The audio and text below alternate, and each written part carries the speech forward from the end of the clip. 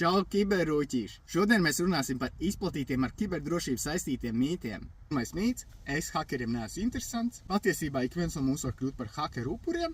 Ir dažāda kalibra hakeri un ir dažāda veida uzbrukumi.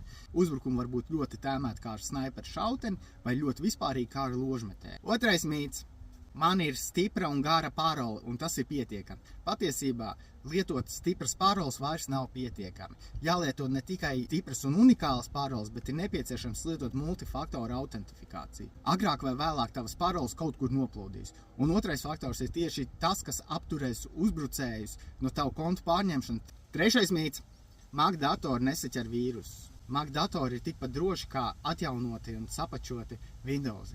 Arī lietojot Mac datori nepieciešams lietot modernus antivīrusus un ievērot drošas internetu lietošanas paradumus. Ceru, ka šis video tev likās noderīgs, un ja ir kāds mīts, kuru vēlies, lai atspēkoju, droši raksti komentārus.